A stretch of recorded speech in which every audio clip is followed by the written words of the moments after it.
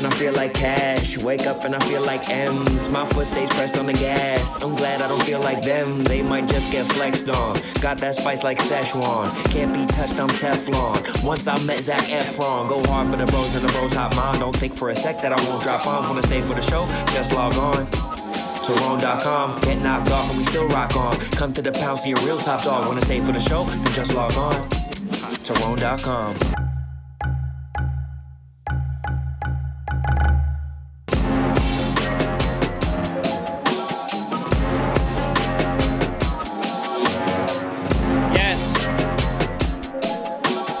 Yes. Yes. YouTube.com/Rone.com. We are back in this bitch so fucking hard. Holy shit, we're back in this bitch. Shout out to everybody that's back in this bitch with me. I'm so fucking excited to be back. You guys have no idea. You have no idea how excited I am, how fired up I am. It's fucking sick, dude. It's just going to be beautiful. Just the fact that we have waited this long. I'm a new man, basically. I'm a new human being, and I'm so happy to be back in here. Father, okay? Step aside, Cooper. There's a new father in town, all right? Rone Daddy. They called me Rone Daddy for a fucking minute. Now it's Rone Daddy for real. And 2 sons. Shout out to my wife for a successful birth. Shout out to all the doctors in the hospital. Shout out to Wes. Shout out to Finn, my sons. And shout out to you guys for rocking with us for so long. And I feel immense guilt that I was away from you guys for this long. I feel absolutely shitty that I wasn't here in the mix for a couple weeks, and you know I'm not proud of that. But at the same time, my pledge right now is I'm locked the fuck back in. My pledge right now is you're about to see no breaks, all gas from me. Okay, you're about to see no breaks and no breaks. You know what I mean? I'm not taking breaks. I'm not hitting the brakes. For the rest of the year, you're getting this show every single time. 2 reasons I've missed the show. I have fucking surgery on my fucking schnoz, okay? Still ugly. And I was out for, 3 weeks because I had children. And I know a lot of people are like, other people didn't take breaks when they had kids. Other people come back to work right away. And I respect when people do that. I think that that is completely their prerogative. For me, that was not my journey. For me, I was on some different shit. I had to be home with the fam for a little bit because we have twins, dude. If you... the amount of shit that I am dealing with, literal shit. Yesterday, I was changing one of my son's diapers, and fucking there was a shit in the diaper. As I was changing his shit, another shit came out of the diaper that I had to catch with a second diaper. As I put his legs up to put that to his side, more shits came out. A third turd came out of the diaper. I was fucking screaming. You have no idea what I've been dealing with. Put these diapers to the side. He starts peeing straight up into the air like fucking Trevi Fountain, spraying urine directly into the air. I put a diaper on top of that, lift his legs again, a fourth shit. You have no idea this shit that I have been dealing with, this shit that I've been going through. My wife and I are playing man-to-man defense, no zone. We're not passing off to the second defender. At all times, I'm on one and she's on one. We're basically single parents at our best, both of us holding one baby. At our worst, somebody's out of the house like me right now. She's going 1-on-2. They're on the fast break on her. She's trying to defend the ball and the passing lane. That shit is difficult work. And no shade at anybody who's been able to manage that situation without taking any time off at work. Some people go back the next day. I'm not that guy, okay? I'm not him. Maybe it speaks to my capabilities or lack thereof, but regardless, I had to take a little bit of time. I'm going to be back in the office now, back in the office, trying to make things happen, trying to rev things up. And one of the reasons why I was dismayed that I wasn't able to be here is because I know momentum is the fucking realest thing in the world. And the fact that you guys were watching so many of the videos, clicking through on so many of the videos, subscribing, commenting, upvoting, all those things that are essential to build a channel like we're trying to build right now, we lost some of that momentum. And I mean, I did as much as I could to kind of backlog some things. We still had stuff coming out the entire time. We are going to pick that momentum back up, which definitely one of fucking Newton's laws. But I know for a fact that it's harder to get that boulder rolling. Those first couple pushes of the boulder are a little bit difficult. Once that bitch is rolling, it is dangerous. It is a weapon. Help me turn this shit into a fucking weapon. Please help me push this boulder. Just join with me. Whether that's subscribing to the channel, whether that's just running it up in the chat, whether that's hitting the fucking upvote, whether just be a part of this. You know what I mean? I guarantee that I will be giving you content. I guarantee that I will try to be as creative as possible, rack my brain, and make this a massive priority because I care about it so goddamn much. When I was gone, I was like, okay, I have some videos lined up, some of these lore videos lined up, the Sass Francis cooking breakfast, which I thought was fucking fantastic. Fired off in chat for Sass and Francis cooking breakfast. Those brothers absolutely crushed it. But there was another video that I thought, oh, this is going to go swimmingly well. And it went the opposite of that. We did a video where Skip Bayless was arguing about LeBron, and the cosmos really just fucking pried my mouth open and fucking shit down my throat. Not to have too much shit talk on this show, because that's not what this is, but they really ripped my body open from the fucking top to bottom, stuffed me with dynamite, and blew up my fucking spot aggressively. And a lot of people are like, well, this is Skip Bayless. Skip Bayless fucked you. I really don't think that it was Skip Bayless that fucked you. I've been in constant correspondence with Skip Bayless and his lovely wife, Ernestine, and I truly believe that there was an agent. There was an unseen hand that was moving that knew about one shoot, knew about the other shoot, alerted some other parties, and expedited this shoot. But I really was like, that video is going to do boku numbers. That video is going to fucking blow up. Instead, it blew up in my face.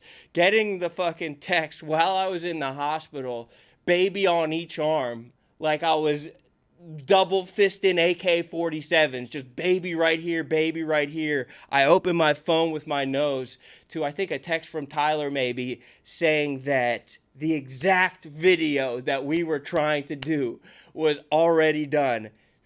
Ripped my fucking dick out through my throat. It was so aggressively painful.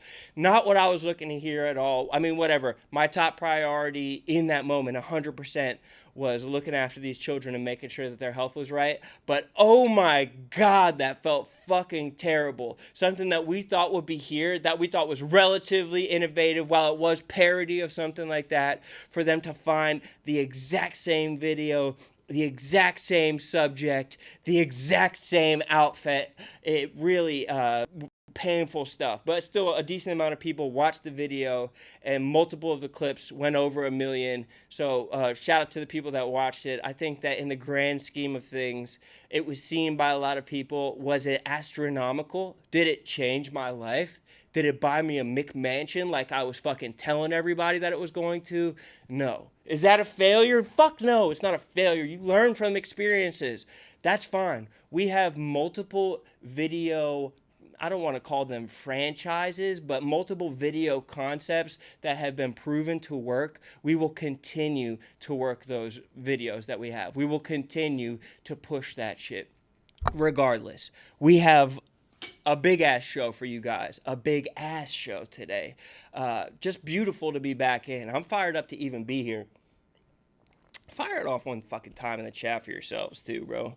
Fire it the fuck off one time for the people in the fucking chat, because you guys are the ones, you know what I mean? You guys are the ones who are fucking doing it on a grand scale, and I appreciate the hell out of it. So we have new segments. So we have our brother KB No Swag coming in for it. So now we're doing top 10 at 10, okay? Now we're going to be doing a segment called the Top 10 at 10, which every day at 10 o'clock that we're doing this, we're going to have somebody from Barstool come on and do a top 10. And today, KB No Swag is going to be delivering his top 10 writers in Barstool history. So it'll be fun. It'll be fun to kind of look inside of Barstool. It'll be fun to talk about shit with KB, have him on the program, maybe talk about his heinous cheating allegations that are following around him like a stinky fog. But it'll be fantastic to talk to him. We also have at the 9:30 hour, Tommy Smokes coming in to talk about his budding beef with Meek Phil. Unfortunately, Tommy Smokes has been replaced as the apple of Dave Portnoy's eye. Dave has... He has a new love. He has a new curly-haired freak from New York City. But the one thing about the circle of life is that eventually Meek Phil now will get shoulder muscles and start pulling girls where you're like, what the fuck? How is that happening? Is there something I don't know about? Is there a shallow Hal situation going on here? The way that we've seen it with multiple Barstool employees before. So now, congratulations to the future pussy for Meek Phil. But Tommy Smokes will be coming on to defend his honor, to promo a new show, and to help launch a new idea that we're working on here today, which I'm super excited about. But even just fucking being here, I hadn't been on the island until I recorded Son of a Boy Dad on Monday. I hadn't even been on the goddamn island of Manhattan since these children popped out. Since these children were ripped from womb and ungraciously put under the surgical lights. It's got to be so fucking crazy to be a baby. It has to be so fucking insane to be a baby. I have to give you guys some insight. So obviously, I mean, I don't know if it's obvious, but like, I was gonna get these kids circumcised no matter what. I was having these kids circumcised. It was my plan. I think that it causes different cleaning when you're changing a diaper if the kid's not circumcised. I don't want it to be like a lifetime of surprise and explaining whenever they're with partners later on in their life. No shade to my brothers who aren't circumcised, but I was always planning on getting these bros circumcised, despite all the shit that I would see at every single sporting event that I go to. I don't know if you've noticed, but at every single sporting event that you go to, there is a massive anti-circumcision lobby. I don't know how they have enough money to send 100 people to the Super Bowl every year with massive signs, white suits like they're the milkman, with a simulated blood stain on the crotch area. But people care a fuck ton about circumcision and the correlation that they have in their mind with genital mutilation. Regardless, my plan was always to get these kids circumcised. And then the moment comes when, you know, first day of life, they're like, hey, we can circumcise them right now. And there's a circumcision coordinator, a woman who came into the hospital who all her job is to just figure out the circumcision schedule. They have slots, basically time schedules, like we have here scheduling out the podcast studios where you can go in and get your circumcision. And this woman was cold. She was giving our other nurses attitude, where I was like, I don't want my young men circumcised by this woman. She has a terrible attitude, but at the same time, I still want to get the job done. But at the same time, I'm watching them just get little shots in their heel and get their like little blood prick just to make sure that everything's okay. They're screaming bloody murder. My empathy's off the chart. So I'm like, do I want these guys to go through this fucking insane procedure? They have no idea what's going on. It's not like they could put them under or give them some kind of anesthesia. They told me that they give these kids sugar water to kind of like numb what the fuck is sugar water going to do? To numb the pain or to like get them high enough? Just a little of sugar water, like it's like heroin for them, that their first taste of sugar. And that's a whole other thing. Like people say you're not supposed to give the baby sugar for the first 40 months. We're giving them sugar within 40 hours just to soothe them from their circumcision pain. Regardless, I say, fuck it. We're going to go through with the circumcisions. I'm getting these babies sliced and diced first day out. And at the same time, I was like, I can't put them through something and just be like, here, doc, like, you go do it. Especially if it's going to be something that's traumatic for them. It's almost like being a meat eater who wants to completely remove themselves from the hunting process. You know what I mean? Like, you can't put yourself in a place where you're completely oblivious to how your meat's getting made, whether it's like watching the cow die or being somebody who hunts on your own or hooking your own fish. If you want to be like, okay, I'll eat fish, but I just don't want to see it. It's too weird for me. It's too fucking insane for me. I wasn't going to be that guy. I wasn't going to be like, okay, I want to have them circumcised, but I can't. It's too icky for me. So I said, I'm going to go around and fucking go to the other side of the glass, and I watched through two panes of glass of all this happening. And I'm just sitting there watching one by one as this cold coordinator passes these kids off to being under this surgical light, this bright white light that's 3 feet by 5 feet, as they're getting their fucking, as surgery's happening to their penis. And I'm wondering, what the fuck is this kid thinking? Like, what? He's ripped from the warmth of the womb, something that he's known for his entire life. And then suddenly he's put into this extreme circumstance. And all I could think is going back to Lil Sasquatch whenever he's fishing in the river.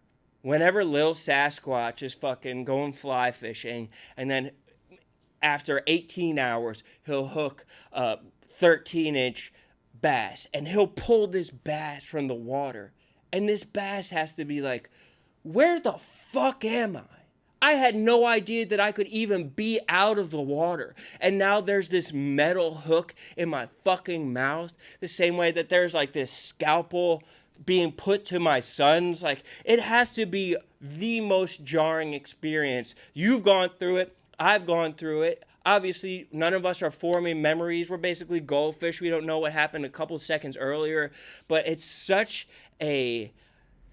It's so earth-shattering to watch this happen for the first time. To watch each one of their memories or each one of their associations happen for the first time. Do they even know who I am? I'm telling myself every day that I'm their dad. I'm their role model. I'm the one who's going to be like, hey, this is the music that you like. You like Phoebe Bridgers. You don't like Lana Del Rey. You know what I mean? I'm going to be the one that's showing them movies right off the rip. You know what I mean? I'm going to be the one that's showing them war movies, sports movies, trying to indoctrinate them in the right direction. And I don't even know if they've made that association. I'm putting books in front of them. I don't know if they're picking up on the themes. I don't know if they can follow who the main character is yet, but I'm still cracking book, reading to them. I'm still going through it all day, just trying to see, hey, can you like spot the star? Is this the sun? And it is truly an insane process to go through every single moment. It's awesome. It's like the greatest joy ever. Every morning when I pick them up, I have tears in my eyes because I'm like, I can't fucking believe that this is mine. But you also are struck with the realization that you're forming this from scratch. Like, your actions, my actions, will directly associate with whether this kid gets a septum piercing or not. How well I do in these stages will directly associate with the therapy bills later on in life. Like, whether they're like, my fucking dad did this or whatever, like, whether they're going to carry their trauma and make it a huge part of their personality. I'm taking it myself to try to mitigate that trauma as much as possible, but I'm also at the same time just a fallible human being going through this my first time as well. And at times it has been overwhelming.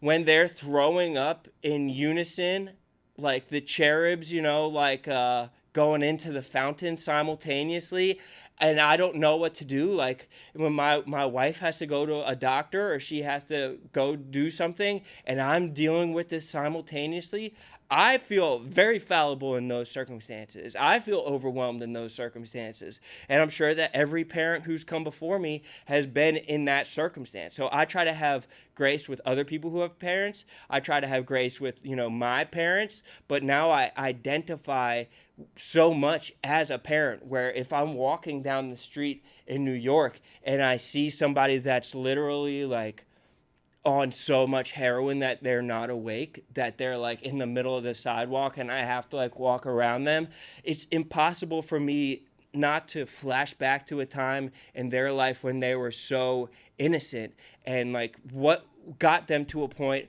where like people are stepping over them and like I could see the dirt under their fingernails from 10 feet away. It's such like something happened, and it's like a lot of the time that falls on the parent. So I feel a tremendous weight of wanting to be a good parent and wanting to give my kids the best life that I can. And thank you guys for letting me filibuster and kind of just brain dump all that. But it's a jarring experience. It's so insane. And at the same time, I want to keep sight of myself, because a lot of people who become parents like completely abandoned, like you see people on Instagram who became a parent and then they literally disappear from their own lives. It's bizarre to watch. You'll see somebody on Instagram, it's like they were posting pictures of themselves, you know what I mean, posing, trying to look hot, going out, and then they disappear, and it's just pictures of their kids, 4 months, 6 months, 8 months. And it's almost like I feel bad for them a little bit. I feel a little bit dismayed for the journey that they have now put on hold. So I still want to be creative in my life. I want to use my kids as inspiration for my own creativity. And I still want to create stuff for, Rone.com. I still want to be active at Barstool. I still care a lot about Barstool. I still care about Barstool New York. I still care about making all this pop off as much as I can, as much as is in my power. So biking in this morning, it's like a whole new world, basically. No Pocahontas. It's just like getting on the bike, the sun shining on me. All the people who were too weak to city bike for the entire winter are joining me. That's one thing I wasn't prepared for this morning, that it's a fucking zombie apocalypse, people fighting over an electric city bike. I'm trying to get over the bridge to use one, and there's a fucking young gay Hispanic man chest kicking an old lady. There's a fucking 55-year-old guy with like hiked up bike shorts who is literally biting at somebody like it's the goddamn zombie apocalypse to get to one of these bikes. Regardless, I'm going to fight for these bikes too. I'm going to get my ass into the office too. I'm going to be part of the fucking rat race too. If I take the subway, I'm still sprinting up the stairs. I still want to be competitive. I still want to fucking push myself as much as possible to make stuff good, not only on this channel, but for the entire office. Because from what I hear in New York, hey bro, they got the sniper on the roof. They're fucking smoking us out here, bro. We're losing good soldiers out here. I left. Duke still worked here. Duke's fucking smoked. I left. Dana Beers, still Barstool New York employee. Dana Beers. They got him the fuck out of here, bro. Dana Beers is going to Chicago. And thank God, because they needed another guy. Fucking Dana Beers. And what's crazy is I hear that there's others. I hear that there's people on that, like, if we're talking zombie apocalypse, people who got bit and who are in their last 24 hours type shit. Like, there's people that... And for whatever reason, I don't know if maybe the roster's getting deeper in the Midwest, or if we're losing people to this or that. I don't want to be a newsbreaker, because I really just catch things through the Girl Network and through gossip. But god damn, we're fucking losing people. Well, shit, bro. That's it's jarring. That's jarring to see as well. I'm about to have to put my goddamn sons to work. I'm about to have some child workers in here fucking sewing Ball Don't Lie shirts in the fucking Viva factories, bro. We're bringing manufacturing back to America. Well, I have 2 tiny hands that I'll add to the workforce. No problem, dude. Let's fight against the tariffs. One boy dad shirt at a time, one boy mom shirt at a time. By the way, buy the merchandise. But I want to continue to make content that uses the Barstool office, that uses the people who are in here. And one of the things that I saw Rico Bosco talking about, he doesn't stretch. I'd like to add a yoga program in at Barstool. Maybe I have to be I'll throw on the spandex, fucking hike it up my ass, and fucking, I'll shake a little bit of ass on a downward dog, on a cat cow. Maybe we bring in a yoga instructor and get Meek Mill and Rico in the front row. Get Big Ev trying to do a chaturanga pose, a vinyasana. Because of the basketball tournament, I'm on the Chicago emails and I'm on the New York emails. And it's so funny seeing the difference. On the Chicago emails, they're like, we just got a shipment of weed dropped off. If anybody wants to grab some free weed, there's literal pounds in the front office. Or it's like, there's 18 extra tickets in the box for the Cubs game. If you guys want to go down there, make sure that you grab a case of Miller Lite on the way out, and some Portillos on the way out. And in New York, it's like, the toilet won't stop flushing. Don't use the downstairs bathroom. There's active shit rocketing out of the toilet. Make sure that you wear a rain slick when you go into the bathroom. The ceiling has fallen through again on the 3rd floor. Make sure that you don't use the ceilings in the New York office. It's just funny to see the 2 different posts. So that's why I'm bringing in yoga. That's why I'm going to start doing yoga. One thing at a time, gang. One thing at a time. Yoga. I heard we're getting a pool table, but I think that they just mean that we're getting a pool because there's a fucking leak.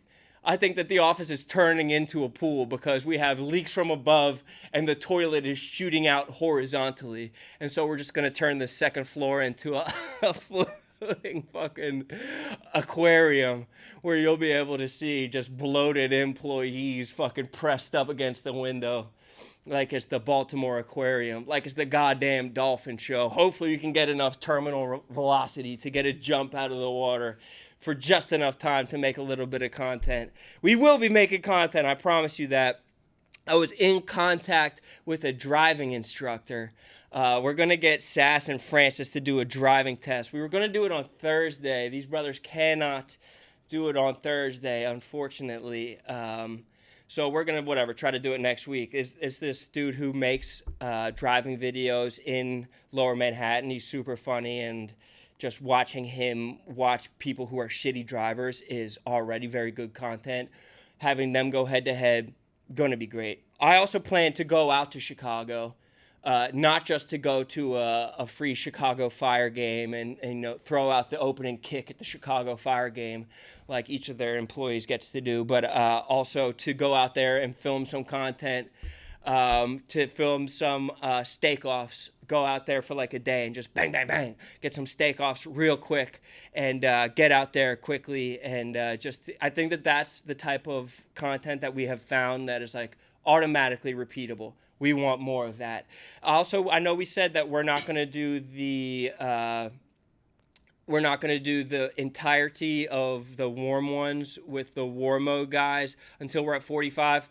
Fuck it. We're putting it out. We're putting it out tomorrow. We're going to put the video out tomorrow. I've been off for too long. I'm not holding on to content, all right? I'm unleashing content. I want it for you guys. Fire it the fuck off in the chat for the War Mode Bros.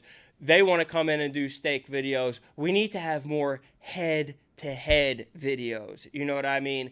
I was looking at lasers online. We're going to do human versus laser, but my problem is, like, where is the intermediate point where just like a laser just touches your hand and nothing happens, and then a laser starts to sear the skin?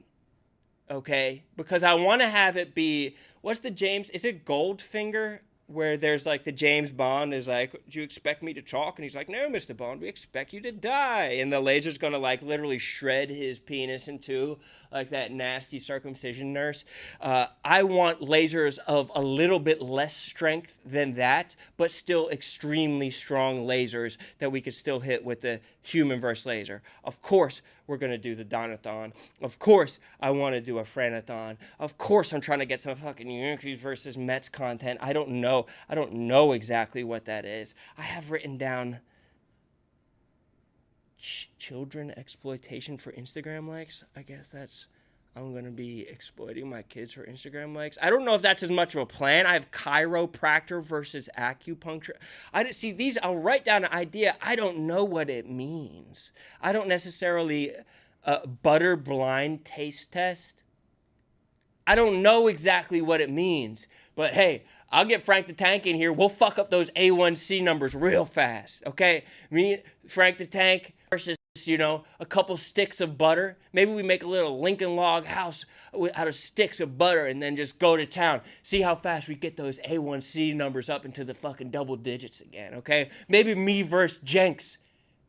A war of attrition, the devil on the shoulder and the angel on the shoulder. What can we do with Frank the Tank? Me pulling him this way, Jenks pulling him in the other direction. What can we do? How can we figure it the fuck out with Frank the Tank? 220 versus 2,000 tailgate. I don't know what that means. Is that money? Is that a tailgate $20 versus $2,000, or is that 20 people versus 2,000 people? That I don't know. I have talked extensively with my brother, the Wonton Don, about he's going to ship out his live streaming backpack, and me and Large are going to do this little versus little situation. So I looked it up, bro. There's so many little neighborhoods in New York. If you don't remember, the concept is we go to a little Italy and then a little Ireland, and we basically see which one is better. We go to a Chinatown, we go to a little Korea, and we see which one has more. It doesn't even have to be better. It could just be kind of a compare and contrast situation. And it's crazy the amount that there are. There is a little Italy, Chinatown, little Manila. There's a K-town. There's a little Odessa, which is like a little Russia. We could go little Russia versus Ukraine. We could go little Tokyo. There's a little India, and then they're in Jackson Heights, and there's a little Pakistan in Midwood. I saw yesterday that India and Pakistan, those absolute rascals, are getting into it again. Maybe me and Large solve it with some internet content. Maybe we bring everybody back to being on the same exact page just through a live stream that we cut up into a fun video that we put right here on the channel, right here on Rone.com. There's a little Senegal.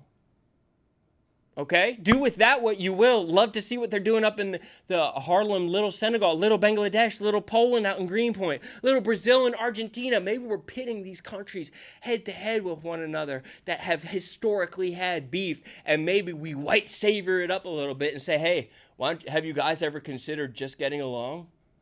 Have you guys considered putting down the guns and maybe putting a rose in where there's a bullet instead? Tommy Smoke said he'll be here in 2 minutes. He said the Starbucks people are taking forever. Tommy, I hope that comes with a fucking cold brew for your boy. You know what I mean? I hope that comes with a little cold brew tax, because you are not going to fucking get away with this. There is no chance that my bro is going to get away with this. But I guess we could just kind of launch into the Tommy stuff before he even gets here. Oh, I don't even know if we have ads for these chairs. Shout out to the new chairs. They're so nice. These chairs are so freaking fantastic. Just take a look at the chair, too. God damn! Stephen Shea doing Chris Tucker. Fantastic chair, comfortable chair. I know every time on the Unnamed show, they're like, we haven't got our chairs yet. Bro, we got all the chairs right fucking here. We got the chairs. You want your chairs, you got to come on Rone.com to fucking sit in them. Acid chair, so damn comfortable. The lumbar support. This isn't an ad, but I'm damn giving it away. So, I don't know if you guys saw, Dave has canceled the Rundown and also Stool Scenes in New York. Bleeding us dry. But there's Tommy Smokes right now. And with the Rundown, we have also kind of figured out that Dave's going to be doing the Rundowns on his own some. And on Monday from the Met Gala in New York, Dave did a rundown, not with KFC, not with Big Cat, but with Meek Phil. And it led to some speculation because Dave has said that if he could start from scratch, he would take Meek Phil 1-1 overall in the Barstool content draft, which led to people connecting dots. Okay? People are connecting dots, and this is what Rudy said. We have a clip from Rudy, and he said something very specific and something very nasty. Twin. Should I come in? Come on in, Tommy. Bro, look at us. Oh my god. We're fucking matching head to toe. Well, yeah, even the Sambas, different color. Or no, different. You have Nikes. I have Adidas. These are Nikes. Me and Tommy, same outfit. Same clout fit. How are you? Welcome back. Use that mic. Congrats on the kids. Thank you, bro. We've talked before that. You and I have talked before. Yeah, just so the audience knows, this isn't the first time I'm seeing you. But it is nice to get it here. Congratulations. I was talking about how they're fucking smoking everybody in the New York office. Yeah. It's just me and you. I heard that you were coming from Starbucks, not from getting coffee there, but from your early shift. Yeah, I was applying for a job. Yeah, that you were. Got to make ends meet. You were figuring out how to make a macchiato because nasty things are happening. But have you seen this clip from Rudy? No. You haven't? Okay, we'll play it live. Sorry, I'm up to date on Rudy's clip. You know what I just realized? Meek Phil is just the new younger Tommy Smokes. Like, Dave just found a newer, younger, perkier Tommy Smokes. He really did. New York guy, just literally a new gen Tommy Smokes. Look at his face, man. He's jubilant. Well, You guys got to make you sick if you're Tommy and you actually see this and realize it. Meek's about to get the house invite. Where's Tommy? Yeah, I mean, for a couple things here. One, Not that's with like Dave. the most. That's sad, man. I can't believe I just realized that. We got to meet. That's like the most basic, like 2020 analysis from Barstool. Like, oh no, a new young boy is Dave's new toy. Like, Rudy, things are different now. That cycle's kind of been broken. I was kind of the breaker of chains in a way. why he has new young girls as his toys now, or what are you saying? No, come on, that was beneath you. What do you mean? Like it's like there was always like, oh, it was Hank and then Frankie and then me, and then it was like, it kind of just, he has Austin now, but he's more of like behind the scenes. So that sort of narrative ended. It was an ugly narrative to begin with. You don't think that you just have been in the number one spot since you took it from Tommy? No, from Frankie. No, I think it's just a different era. And listen, I like Meek Phil a lot. I saw a couple be like, oh, you must be so jealous. It's like, I mean, the number one thing I was jealous of was him and Josh Richards having that hugging embrace. But Dave has, many. I don't think me and Meek Phil are. I mean, if Meek Phil goes on a gambling run with Dave, then yeah, that maybe I start to raise an eyeball or two. But well, you just said raise an eyeball. He's liked before. I don't know what's worse: you saying raise an eyeball or Rudy saying jubilant. Is that you made a face when he said that? I didn't even know. Jubilant. Like Jubilee. Yeah. Rudy's an idiot. I can't Jubilant. believe he said that. Yeah. But you said raise an eyeball. Yeah. Well, me, Dave. Sometimes we say things wrong.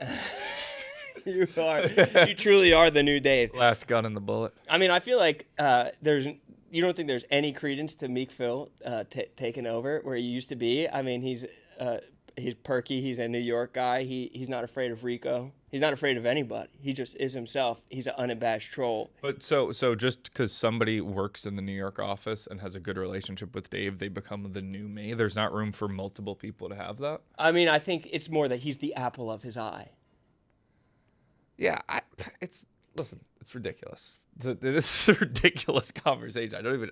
Why? Why is it ridiculous? I feel like you're not even defending yourself, which is. Listen, me and Dave had a good conversation over text at midnight last night. We were up texting late. I sent him the Team Portnoy press release. We're discussing that. So it's like, well, we're fine. We're totally fine. You were just doing work for him? I mean, I get it was also like, how are things? Like he was like, how are things? He asked that of you, or you asked that of him? No, he said, how are things go? Like, how's everything? We got to get a drink soon. No, he didn't. Yes, dude. he did. He doesn't even drink like that. Exact he doesn't even really drink like sent that. me, but that was more or He less. drinks high noon. The vibe was essentially, let's get high noon soon. Like it's been too. Like I got to get you down to Miami. That's no way. That's the vibe. That was more or less the vibe. Like if you put it into Google Translate and Did you said the FaceTime vibe- with him? No one did FaceTime. Yeah, because he's probably hiding Meek Phil, who's like under his covers right now. Meek Phil's like scurrying under the fucking bed because he wants to hide from you because he still needs to work from It's you. ridiculous. And the thing is, I like Meek Phil. Don't make me not like Meek Phil. Don't try to turn me against. Well, Meek I think Phil. that Meek Phil would like have no problem going to war with you, and you're like, I don't want to go to war with Meek Phil. Yeah, I like Meek Phil. I was maybe number one on the Meek. I followed Meek Phil on Twitter 2 years before he worked here. Was that before Blutman followed him? It was probably after Blutman followed. And what was his friend's name from Arizona? Tommy. So that, honestly, you want to talk about biggest concerns for this guy? Meek Phil, whatever. I like Meek Phil. I can't have someone be Smokes and then someone be Tommy. You need a third fucking name. That was my bigger concern, if we're being frank. You're gonna have to. Well, we already have a Frank. You're gonna need to go by. There he is. He's back. Fatherhood hasn't taken that quick wit out of him just yet. Well, we have a clip from Meek Phil. I don't know if this is going to change things about your willingness to go to war with Meek Phil. But I think that we're already. All right, let's just watch it, I guess. Oh, Tommy. You're washed. Has been. Old. Vince Carter on the Hawks. Phillip Rivers on the Colts. Carlos Carrasco on the Yankees. Your time's simply up. It's just what it is. Father time comes for all. There's no shame in it. There's no shame in just reminiscing of the old days of when you were in Dave's heart. I'm here now. Maybe if you cared more about sports, that could have been you hugging Josh Richards after the Knicks won Game 1. That was an electric feeling that I'll never forget, and I'm sure you wish you were there. But all good things must come to an end. I'll do my job. I'll be in Dave's heart the way you were. It's just sad, Tommy. Just sad. Enjoy retirement. He just ate your fucking heart in front of your face. He ripped it out of your chest while it was still beating like Apocalypto and then fucking fed the people with it. Oh my god. If you think I'm some fool, if you think I'm some fool who thinks Meek Phil wrote that himself, filmed that himself on his own accord, you probably had a fucking gun to his head right behind. How would I have He's still in Arizona. You probably sent him the exact script and said, say this for Rone.com. We're going to get Tommy on. Here I am thinking, oh, great. Rone's going to have me on Rone.com. His first one back. I'm the most frequent guest. I was the first Caucasian guest. He can't wait to chop it up with old Tommy. Little do I know, I'm walking into a fucking sting operation. Not a sting. I hadn't watched that. I hadn't seen that. That's why I'm laughing so much because I hadn't watched what he said. He probably wrote the whole thing. I don't even know that Carlos Carrasco was on the Yankees or whatever. He ad-libbed with that. You could tell. No, I had no idea that that was eerie. That was a side of Phil I've never seen him with that coldness behind his eyes. He fucking bodied you. He bodied you. It was you're like, I just don't want play the whole thing again, dude. Play the whole thing again. The whole thing from the. Oh, Tommy. You're washed. Has been. Old. Vince Carter on the Hawks. Phillip Rivers on the Colts. What's Carlos he reading Carrasco on the off of? Yankees. I'm trying to look at his. Your time's simply up. It's just what it is. Father time comes for all. There's no shame in it. There's no shame. There's no shame in just reminiscing of the old days of when you were in Dave's heart. I'm here now. Maybe if you cared more about sports, that could have been you hugging Josh Richards after the Knicks won Game 1. He nailed everything. That was an electric feeling that I'll never forget, and I'm sure you wish you were there. But all good things must come to an end. I'll do my job. I'll be in Dave's heart the way you were. It's just sad, Tommy. Just sad. Enjoy retirement. It's worse on the second time. He keeps saying, I'll be in Dave's heart. I didn't even know that the hug of Josh Richards was. I don't even remember seeing that. So the fact that he pinpointed that, the back of my head hurts from smiling so hard. Oh my god, dude, it's so funny. I'm not. You're not. I'm not gonna fall for this trap because What's the trap? The second I walk out of here, or the second I see Meek Phil today, he's gonna say, sorry, Tommy, Rone made me do it first. Like he's not gonna have that energy. I know Meek Phil. I know he's got a pure heart. Well, no one has the same energy when they make a single video and then when they're like, whatever, ordering bottle service. Like, it's always a different energy. What do you mean? Nobody, of course, he's not gonna have the same energy. I bet he apologizes. He's not gonna apologize. I think the problem is you can't say shit to him. Why would I want to? Because he just shit down your throat? Because he just ate your still didn't. beating? It's come on. I mean, I see right through that. What's there to see through? That it was a facade. He was put up to doing it. It's not like he unprompted was like, send this to Tommy for Rone.com. I hate him now. I said, do you want to come on? He said that I have a early, I'm not getting back till early in the afternoon. I said, well, you could come on via Zoom. And then he said, my flight's first thing in the morning. I explained the Rudy video, and he sent that video. I don't believe you. Well, I don't believe your text from Dave. I thought about sending it. I didn't actually send it. Also, that text I sent on Thursday, like he was here for I think BFFs or something, and I walked into the studio. I left the studio I think at 1:21 p.m. and then I immediately texted him a minute later and just great seconds fucking afterwards. seeing you, bro. Yeah, it was fucking awesome. I mean, Josh probably doesn't even remember your name anymore. Come on. He only has room in his head for a couple Barstool names. Yeah, so he's got He doesn't know Nick. Tommy, Meek, Bree, Dave. Those are probably the only 4 people he knows at Barstool. Maybe that could be true. Yeah, it's probably true. But he might have if that's- there's a low man on that totem pole, it's you. Do we rank the people on fucking Mount Rushmore? No, you don't. Oh, 100%. No, you don't. 100%. Thomas Washington- Jefferson owned slaves. So they all did. So George Washington. Yeah, but he was cool about it. Yeah, he was more chill. Abe Lincoln. Who else is? Teddy Roosevelt, right? Roosevelt didn't. He was a hunter. Yeah, Roosevelt was a hunter. He was a rhino, though. What do you mean? Republican in name only. I think that it's not just you who can't say shit to Meek Phil. I think that. I think most people. Oh would yeah, be yeah. Play the we don't have clip. to. Play How the many? clip. Yes! Are you the only other guy at next year?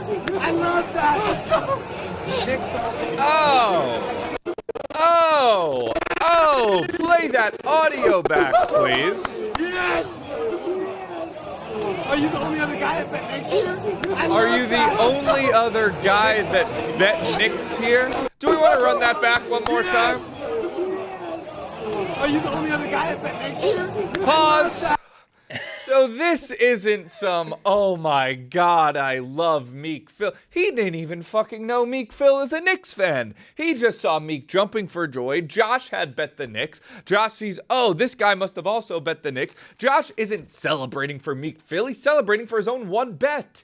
Oh, wow. I'm glad we listened to that. So he doesn't care about Meek. No, he only cares about his Knicks bet. Meek's not worth caring about. To Josh, no, unfortunately. Meek's disgusting. I would never say that.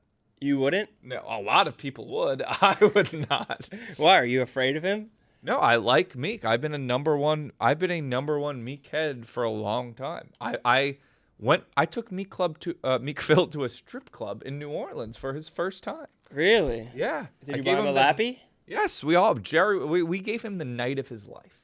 Did he like you bought him titties in his face? I'm pretty positive I did at one point. Yeah. It's just sad because I know that like Meek doesn't have the same energy for you. Oh, I think he does. This is unrequited love that you have for big him. bro, little bro.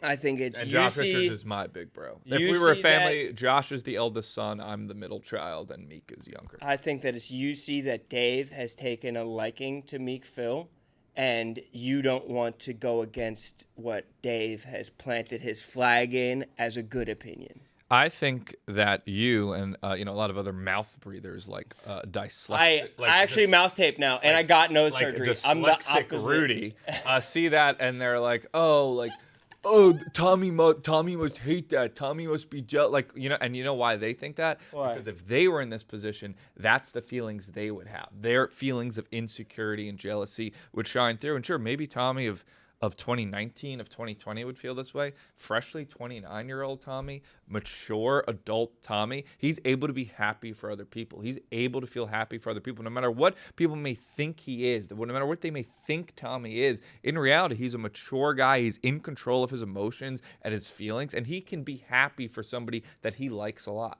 and has liked a lot for a while. What about my assertion that I believe that Meek Phil is about to start drowning in pussy? That would be great. I would love if Meek Phil started drowning in pussy. How can we help him? I mean, took him to that strip club, but those are paid for women. We actually on Fishbowl last week were like, I guess that never came through, but we were like, let's go out with Meek Phil this weekend. Who's we? You, Jackie, Caroline, and G, I think yeah. was on, or Fights, or Eddie might have been on. I don't remember exactly who was on, but it was some combination of Fishbowl people, and we said let's hit the town with Meek Phil. Maybe we need to. But he had plans with Lenny, so he had to. Lenny. You don't know about. Yeah. I'm not a Phil head. Yeah, you're not. You're clearly not a Meek maniac. Yeah, no, Lenny's his good friend. Oh. Yeah. I think that we should do like a MTV Made, where we turn Meek Phil into a pussy hound. Do you think do you think he needs us? No, I don't think he needs us. I'm saying that like we catapult him. I think that maybe we hold the dating show for Meek Phil instead of me.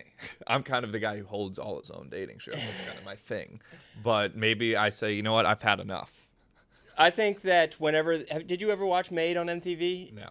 It's like every single one is almost the same formula, and there's always like, Made, I want to be turned into a ladies' man. And they'll start with a ton of exposure therapy where you have to go out into the world and fail a lot of times and like go out and talk to a bunch of women and like get the just get the no's, just get a bunch of no's. I think that we need to just start with that with Meek Phil, where we like just thrust him into I would love that. A lot of us, Clemmer, Marty, we look after me. We've been wanting it. We want him to get his own place. We want him to move into the city. We want Meek Phil to become a man, and this I think could be a great first step. Well, one of the things that he criticized you for in that video was you don't watch enough sports.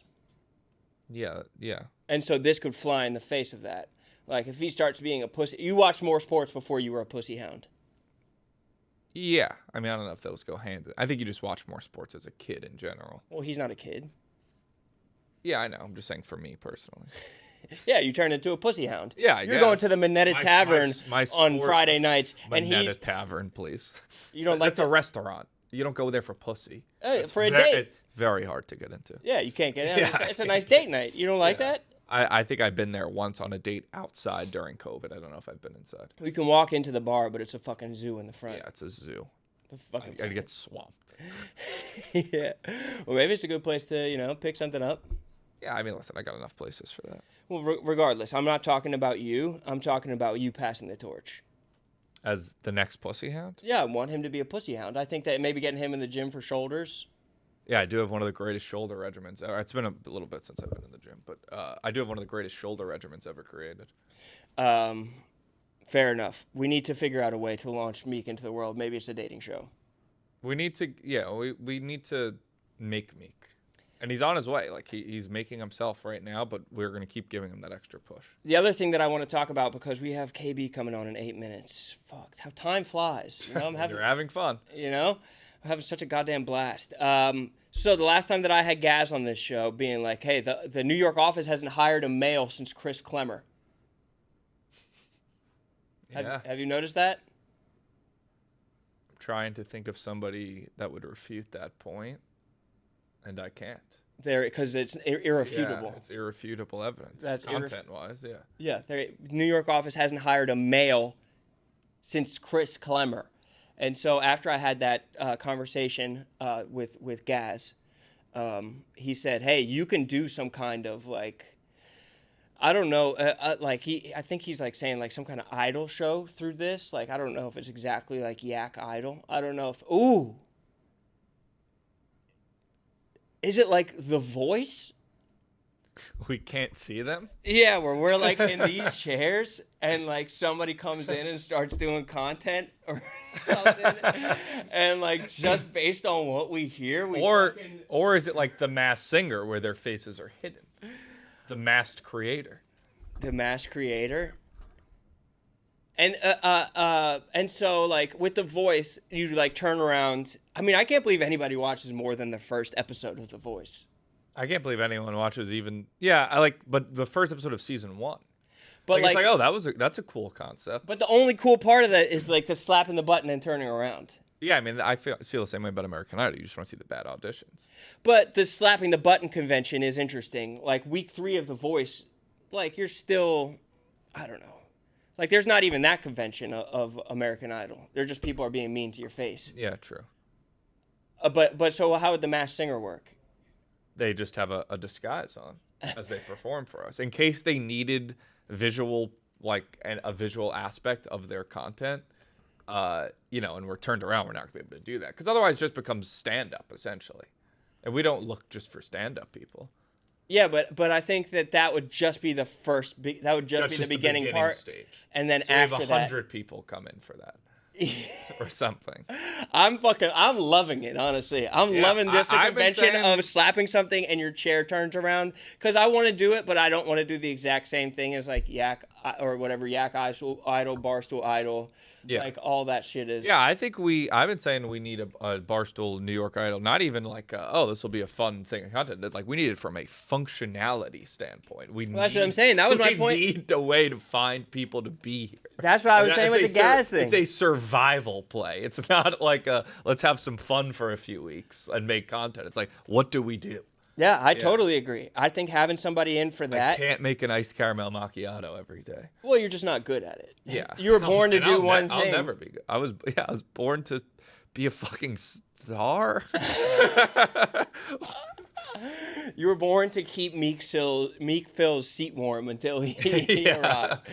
I think that doing something like the Voice would be amazing, where we doing stuff blind, or just like slapping something and turning around. And it could be just listening to a video. I mean, no content is purely visual. But Mr. Beast did say his best videos were there was no English involved. Interesting. Now, would it work like everyone as their team? Because that's the whole, really, the functionality, the purpose of the button is that, like, you get them on that's your interesting. team. 4 different, like, coaches or something like that. Right. And then you're on the team. They and then each pick one? Or... We need more than one person. We need to hire way more than one person. I know, but it's like we might need to do 8 seasons in like 2 months.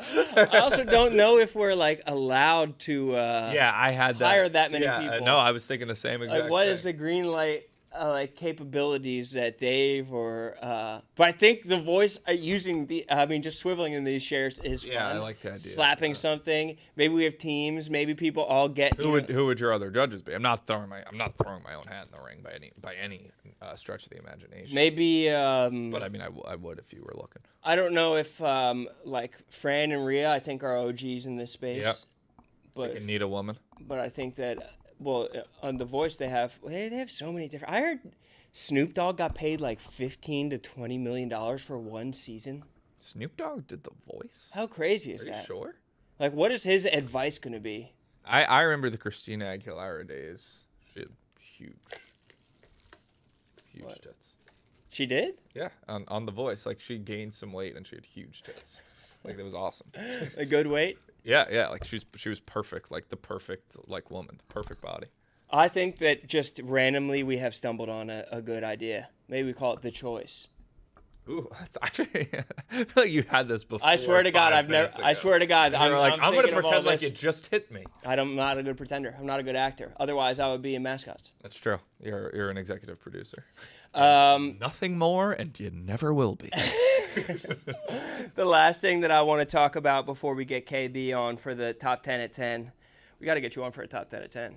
Yeah, I'd love to. Is at 11 o'clock, we have a new Vib show. Yes, Beer Game Show. Second episode ever. First one was Billy, Dana, Marty. Fun first episode. This one is me versus you versus Frankie. Three brunette Italians. Yeah. But honestly, I would say I don't want to reveal who it is. And honestly, I could, and nobody would know who it is. But the celebrity judge is worth the price of admission alone. The celebrity judge was insane and so funny. The whole thing was extremely fun to do. Yeah. Extremely funny to do. And I think it definitely comes down to the wire. I think that's one way to put it. Can we roll the clip? I think we're all a little bit gassed, maybe, and we're just running around. So why don't we start off with questions for 100? Yes, questions. There have been 2 Italian-American head coaches to win the Super Bowl. Nick Sirianni just did it. Who was the other one? Give you some time to jot down your answers. Now, gentlemen, you're all Italian-Americans. Wow, Which me one of you killing it. is the most Italian? Me, 100%. Tommy is. It's probably true. Tommy? I'm 50. I'm pure blood. I'm already I can't do the small talk when I'm trying to think. I am So really bad. struggling right now. All right, gentlemen, looks like you all have your answers locked in. One at a time, let's see those boards, starting with Rone. Dick Vermeile. Dick Vermeile. Excellent answer. Zuppa de pesce. All right, Smokes? I know it's not an Italian last name, but he's got an Italian vibe to him. Maybe he dropped the vowel Bill Parcells. Maybe it was Bill Parcelli. before No, he that's came French. over. He's French. No, Bill Parcells, Parcelli before he came over Parcells. to Ellis Island. Parcelli. Gentlemen, unfortunately, none of those are correct, and I don't even know if some of those are real coaches. The actual answer, Vince Lombardi. Fun fact about Vince Lombardi, not sure if it's true, but I heard it from producer Brian. Vince Lombardi had colon cancer, and he had totally preventable colon cancer, but he didn't want to get a colonoscopy because he thought it was too gay. Wow. He didn't want anything in his butt. Yeah, that's pretty crazy. I'd rather die Pretty sure than have that's true. something in my butt. I don't remember saying that. Honestly, I don't even think that clip shows how fun the episode was. I know. I didn't want to take because there was like a lot of like physicality and action. Yeah. Like that makes it seem more. I don't want people thinking, oh, it's all trivia. It's all trivia. It's far from all trivia. It's running around. It's use of hand, mind. There's violence. There's a lot of violence. And I still can't believe I didn't get Vince Lombardi. He's affording me one of the 5 blocks of granite. It's so fucking embarrassing. But we were also at that point, and I think that was very early on, drunk. Yeah, we had been drinking. Frankie was like, oh, I gotta go to an Islanders game. And Yeah, you can't do that drunk. Yeah. You got to be sharp. You have to Yeah, be you gotta be sharp to go sharp. to a hockey game. Cheer on Brox Nielsen, or whatever the fuck his name is. They did get the #1 overall pick, though, right? Yeah, well, very conveniently after they got the All-Star game taken from them or something. So You people think are the saying, NHL is rigged? yeah, I think it could be. Well, his name is Gary Bettman? Bettman. Yeah. It was right in front of us the entire time. Holy fuck. Okay, so we have established 3 things. Meek Phil. You got his name right. I don't even know who he is. Meek Phil is your new dad. He's taking your spot Yeah. completely. Now let's run with that 2020 narrative. That's good. That's funny. Number 2, you have we have a new show called The Choice. Yes. And number 3, there's the beer game show comes out at 11 right after this. So make sure On the Barstool YouTube. on the Barstool YouTube, make sure to jump over to that. Vibs, John Foley, the executive producer, and everybody involved with that did an extraordinary job, not only planning the show, but on the back end making it a nice, tight product. Extremely fun to watch. And I believe a star will be born in that celebrity judge. A star. And Honestly. it's not you. Honestly, he needs to be on The Choice. This is The Choice. All right, thank you so much, Tommy Of course. Smokes. Fired off in the fucking chat for Tommy Smokes. More importantly for Meek Phil, but also a little bit for Tommy Smokes. But mostly for Meek Phil. Fuck yeah. Yes, having fun. We got KB. We have KB No Swag. KB! You got me? Damn, bro, that angle plus the lighting has your fucking muscles shining, my brother. Why? I look red. No, bro, you look tan. You been outside much? Oh, the Hawaii trip, obviously. Hawaii. Let me find a good resting spot. That's perfect. That's perfect. Hey, shout out to Finn, shout out to Wesley, and shout out to the press a button spin around formula. I think it's crazy that other ventures don't utilize that. It's so powerful, the press a button, spin around. It's I don't know who came up with it. It's probably some Hollywood genius like Ben Winston or something like that. But it is so I don't know. It just makes so much damn sense. I think it's perfect. I'll watch The Voice on mute just to watch. Still get goosebumps. For real. Yeah, for real. How has the blowback been from yesterday for you, bro? Because I feel like it was a hell of a day and an even longer month. Dude, I'm kind of lucky. It kind of got turned into a joke. I think what I did is extremely whack and embarrassing. Why is it whack? I'm still pissed that I got caught. I feel like that was the worst part, to just have my Google search history get exposed. I mean, it could have been way worse. It could have been, and that's why I'm like pissed about it, because that shouldn't be the thing. Like, my phone search history shouldn't link up to the office PC. Well, what would you rather, like you getting like your porno history exposed, or you got caught cheating on a crossword puzzle? Porno history, because that wasn't like a live aired thing. Like, the boys would have kept that a secret. But I don't have a porno history. I'm off the porn. What? Yeah. Don't act surprised, because that makes it seem like I had some robust history of pornography. I'm surprised when any male is off the porn, because it shows such a level of self-control. It shows the fact that it's... Don't say that either, because if I admit to that, then I'm still guilty. I'm not saying for you. I'm saying that the abundance of porn in the world is I truly don't know how I'm going to raise my children, like, to mitigate their porn consumption early on. Any tips? I think it's crazy. I think it's like 30 to 40% of all internet searches. Of all internet traffic is pornography. Oh, of traffic, not even just searches, just like all the. Yeah. That's so fucking insane. I believe it though, but I don't think you should beat yourself off about the cheating thing. I think that it's not that big of a deal, and that's coming for a guy who got in trouble for whispering an answer to Stephen Che on the. Yeah, that was bad, and they came for you for that. At least some people did. Yeah, they did. It follows me like a mist. Like, the people just assume that I'm always cheating now, and I don't think that'll be the case for you. I think that people have already decided. What the fuck? My bad. No, it's cool. People have already decided that you are. That they know how smart you are. It doesn't matter though. Like, you do it once, it's going to be assumed for everything you ever do from there on out. But well, why did you do it? To help the boys. Right. It was never to make the way I did it, and this is the worst part, is I was so good at it that it wasn't like, oh, I looked at the answer and then shouted out it as my own. Like, I wasn't like, oh, I got it. You tried to lead them there? I would lead them there.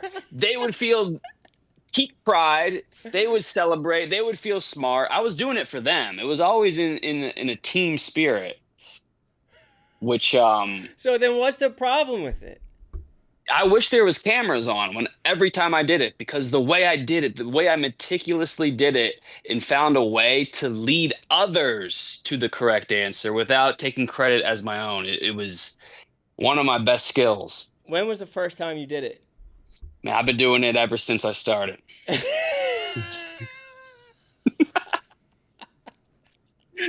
Those fools would celebrate. Those fools would high five and go home thinking like they're wordsmiths. They're crossword gurus. And I was like, no, we didn't get that one. Would you feel guilty? No, no guilt, dude. I felt like a good man. You were doing it for the bros. Yeah, and like, now I'm like in the anger stage. I think I might bring people down with me. There's others. I think I have to just make some baseless accusations. Like, just imply that other people that cheating was rampant, cheating was part of the culture. Like, Start with Nick, dude.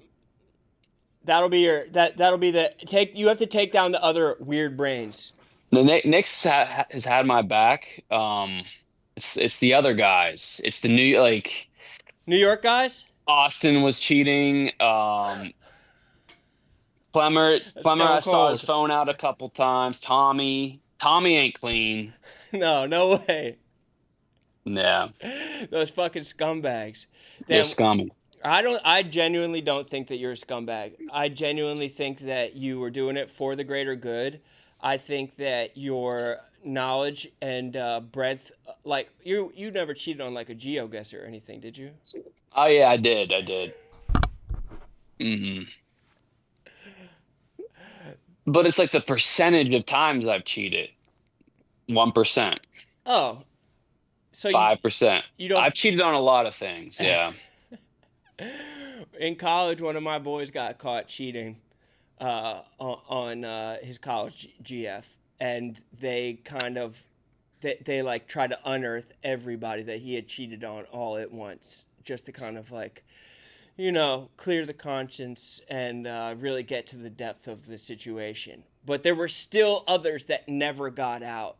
Is it your plan to kind of let everything be known now, or are you going to keep some to the grave? I mean, it's not my plan, but the funny thing is, like, my family, it unearthed an incident in 2012 that I didn't know my family knew about. It was a bar trivia in Raleigh, North Carolina after a run club, and I went to the bathroom and came back with the answer to some Tour de France question. And in retrospect, yeah, of course, that's obvious. You can't go to the bathroom mid-question, then come back and realize the answer. I thought I fooled them and I got the question right, but it turns out my dad and sister knew the whole time. That you had cheated, or they knew the Yeah, answer? it was that I cheated in the bathroom. It was like, oh yeah, everyone knew. They thought you were just cycling through options in the bathroom. In the bathroom, yeah, it was an epiphany. Of something you never knew before. Epiphanies do happen, but not at that scale. But now Yeah. I just hope it doesn't cloud people's perception of your future epiphanies that you will have. Like when you come to an answer in trivia, nobody's gonna. You can have epiphanies when you come up with something in trivia. I think I think trivia fans need to just realize that in general. Now we're at a point where if somebody just suddenly comes to an answer, it's considered suspicious. Like that's a normal thing that happens. Right. And I mean, if somebody starts leading other people to answers, then the antenna goes up a little bit. That's how you do it. That was so damn generous of you. Kind of was. It was generous of spirit. Do you know who's the main beneficiary of it? Like who did you work the best with as far as like helping people out, leading them to an answer?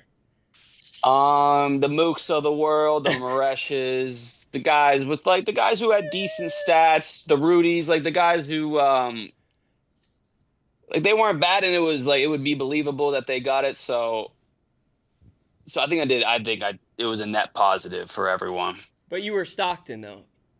Like you were Magic Johnson. You were just giving out assists, and you were like, okay, now you could be a 20-point scorer. You could be a 30-point scorer. Now they're the guys who should be looking at themselves in the mirror. I know. I feel worse for them.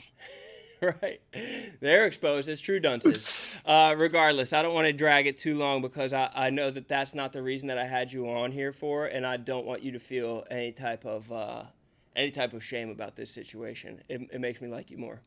What I brought you on. Thank you. What I brought you on. Shout out, real quick. Shout out to you. With the two kids. Welcome back.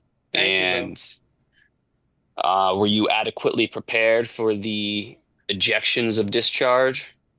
That's what I was talking about earlier. I had a like 4 shits in a 2-minute setting the other day where it was like there was a shit came out, and then as I was changing the diaper, 4 other shits and 1 rainbow of piss came out. Rainbow of Yeah. Oh, they have piss exclusively in rainbows. Yeah, piss shit.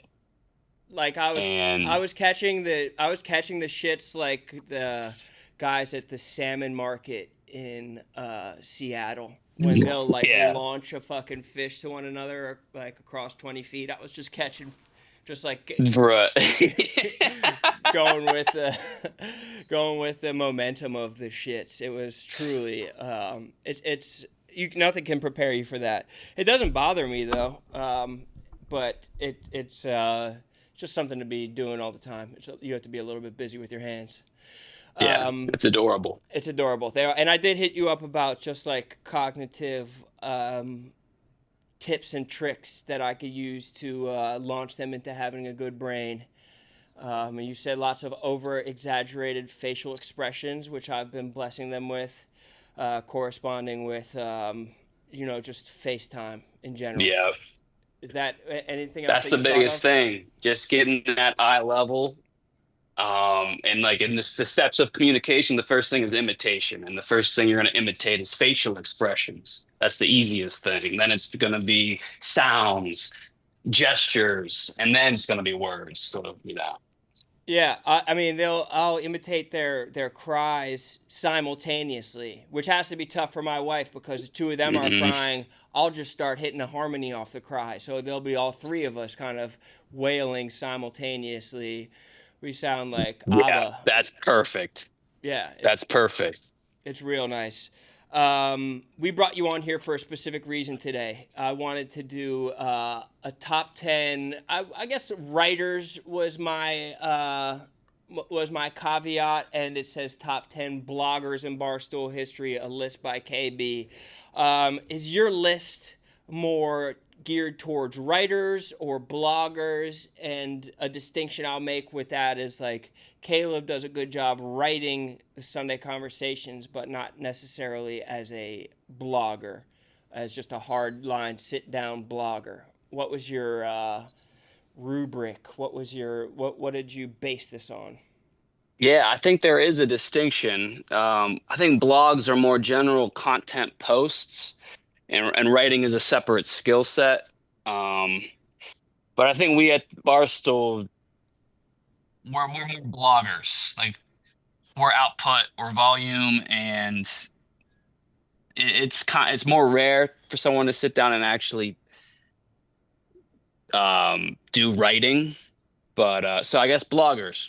Okay, so your list is bloggers. And it's also not like I'm not the guy to go to for top 10. I know. So I just really wanted to milk you for this first. I'm doing a new segment, and I wanted you to be the first one on it because I think we can have a joint discussion. I think a joint discussion would be fantastic. I don't smoke anymore, but I think it would be fun regardless. I think that you're the right person to do this because you're reticent to do it. I think that it's like when people are like the person who should be the president should be someone who doesn't want to run for president, who isn't hungry for the power. So I think that the fact that you're not gung-ho to do this makes you even more perfect for the job, and because you would sit squarely atop this list as a 1A or 1B. You're easily top 3 all-time writers at Barstool, bloggers specifically. Especially the long form shit that you would do. But I know you're not necessarily the guy, but I'm doing this new top 10 at 10, and I needed you. I needed to use you with your freaking weird brain. So without further ado, I think we should get into this list. Without further ado. And first off, shout out to the people I didn't add to the list, because a lot of them are better than the people on this list.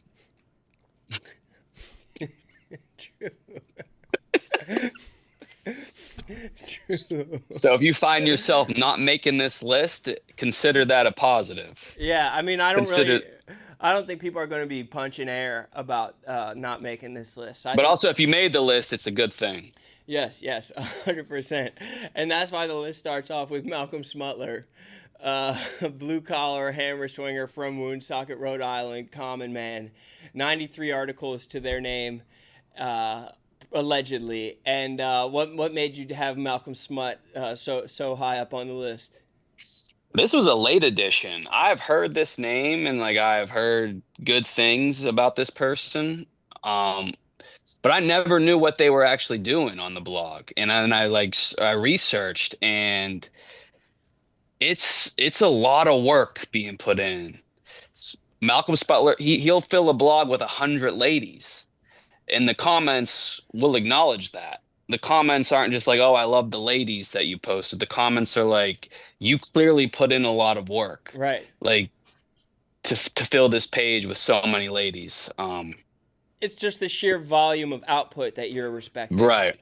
Mm-hmm. I also really question what the intent of a Malcolm Smutler is. Obviously, it's engagement and page views, but then I also question the intent of a reader of a Malcolm Smutler blog. Is it, appetizer to pornography, or is it an edging thing, or is it just getting horny at work without hands-free horniness, Bluetooth type horniness that just like they don't have to touch themselves, but they're just like experiencing the joy of looking at the female form. That's a good question. And I think the fact that Malcolm leads the league in comments, he's toward the top, means that it can't be. He must be doing something more intellectual than just posting smut, because people are taking the time to comment, taking the time to like give like genuine feedback, so that if they were edging or getting that horny, they'd go right to jacking off, and they're not. They go right to the comment section. Yeah, and Smutler, he'll do paragraph intros. He'll say stuff like "holy fucking fuck," like "you gotta check out this chick." It is good. Shout out to Malcolm Smutler.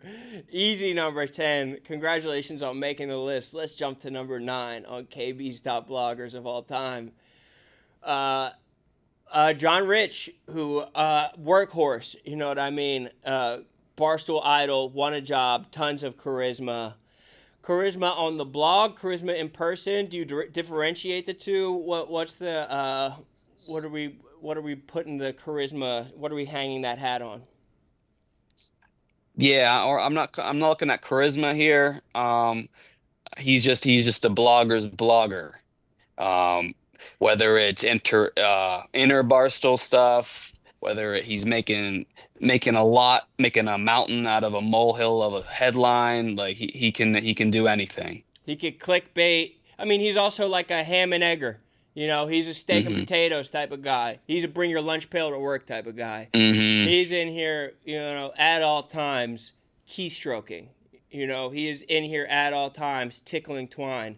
And it's so damn impressive. Skype's officially dead, and I'm just learning this because of John Rich. Like, he is a grinder of the utmost degree and asks for nothing. Just puts in fucking work. Yeah. Had to make the list. Shout out to him. I feel like he's almost in your like coaching tree. He like stands on the shoulders of giants of you, and I consider you that giant that he's standing on the shoulders of. Next, well, thank you. We can get into that later. Next, we're talking 6'10". Tommy Sticks. Tommy Sticks. Who the fuck? You don't know. Is Chris Christie too sexy to be president? 6'6", 2017. So I low-key do remember Tommy Sticks. Mm-hmm. Tommy Sticks is a reference to Wedding Crashers through Vince Vaughn saying, "Let's play Tommy Sticks," and then the picture is the guy from Wedding Crashers. So almost when a guy is naming himself Tommy Sticks with that picture, you know what kind of content they're going to be getting. But here's how to fix the Democratic Party. Is Chris Christie too sexy to be president? A Chuck Schumer blog, a Chris Christie blog, both sides of the aisle, but not afraid to talk politics. What's the thinking behind Tommy Sticks, and what was their voice? Tommy Sticks was fucking good, dude. He was funny. He got me into politics for a short stint. I don't care about politics. Tommy Sticks, I think he's just he found a lane and he nailed it. I wonder what the downfall of Sticks was. Maybe Tommy Smokes comes in for Tummy Sticks, and there's too much of an overlap there. What I wonder, or maybe we like err away from doing politics. Let Dave kind of do the politics himself, and it's less of that. Why is there no more Tummy Sticks? And are we even sure Tummy Sticks is a guy? I'm gonna pass the ball back to you. Who is Tummy Sticks? Who is Tummy Sticks? I'll throw it right back to you. I'm getting shades of PFT, who I would also include on this list for sure. Like he'd be toward the top, but I didn't do that. So we'll lump PFT in with him. I don't know what people know about Tummy Sticks. It might be PFT. No, because PFT is not going to make a Wedding Crashers reference. That's beneath PFT. Not that. That isn't the funniest move. I don't think it's unfunny. I think it informs what your sense of humor is going to be. Like, what you're getting because of that. So it's not unfunny, but it's not PFT's sense of humor. It could be PFT's coaching tree. It could have been one of the guys under PFT, one of the Hard Factor brothers, perhaps, or maybe one of them. But were they in the fold, or maybe they were just doing some writing? It could be one of the Boston guys. Who is Malcolm Smutler? I think people know who Malcolm Smutler is. Is it Dante? The fact that I left who I think it is off this list, I'm now terrified for what's to come. Well, I think that we'll do an honorable mention right at the end where we'll like right before we do number 1, we'll do honorable mention and we'll include Dante. We'll include PFT.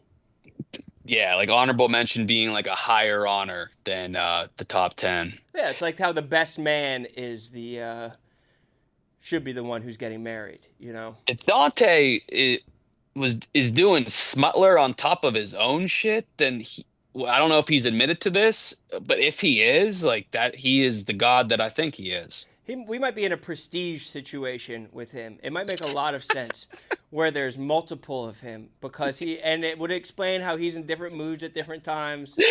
But he could be prestiging right now because it doesn't. He operates at such a high level. He's DJing. He's opening restaurants. He's putting out rundowns. He's blogging. He's blogging under pen names rather. It's so much. No, it's actually crazy. I think it is a prestige situation. Number 7 on the list. Sash. This is a tie for 7th. I think Sash just had to make the list just based on how funny he is and has been on the internet. I know I can't pinpoint any specific blog, but I know he was blogging in the early days, and I know it had to have been funny if it was anything like his tweets. Yeah, he is a good writer for sure. We know that he can write, and he's the kind of guy who can write a scenario. He wrote the Mook's famous tweet that went viral about him sitting on the bed. He wrote that. It was a still picture. He wrote that picture. So it's like his ability to write things outside of just the blog merit him a list on this. Merit him a spot on this list. But same with Jake the Rake, who was, I think his downfall, which is very unfair, was his devout Christianity. He was too Christian. All right, so this was I did some talking to others, and I was told I had to add Jake the Rake in to ask you. So you tell me. Jake the Rake, he was a devout Christian man? He was a devout Christian, and he came under, I believe he was under the Young and Happy umbrella or something along those lines. That's right. Interns that I had under me include Mike the Bike. And then we have Mike the Bike. Then we're like, okay, we need Jake the something. And there's too many Jake the Snakes in the world, so Jake the Rake had to make a ton of sense. And I think we also had Big Tennessee under us at the Fantasy Football Factory or something like that. My God, yeah, I guess T does date back to that era. Yeah, he was at the end of that. That didn't work out, but he's proof of being just Christian enough. He's the middle bearer of Christianity. Yes, yeah. where Jake the Rake and no, I mean I freaking love Christianity, but there's sometimes it doesn't work out. Festival VIP entrance is like Narnia for people on ecstasy, which is interesting. I like that title. Yeah. It's unctuous. There's a lot to chew on there. You know, it's a fatty title. Wisconsin Woman alliteration makes an all-time bonehead moves editorial. Love right that. before our eyes, and you know, I assume I'm going to see it by clicking on this blog to see a video. Guy had a lot going on. R.I.P. to the old man. Mm-hmm. And see, that's under. Oh, yeah. That's he was vulnerable. So does that mean his old man died, or like the archetype of old men don't exist anymore? No country for old men. Yeah. Type. So shout out to both of them, and shout out to a young cherubic Big Ev in that picture. Oh yeah. Next up, number 6 on the list, Leonard Fournette, playoff Lenny. Okay, so I'm looking at the blogs under his heading, and I see one Stephen Che, one Jerry Thornton, and another Stephen Che. A Barstool employee was just like, oh, so I wonder what.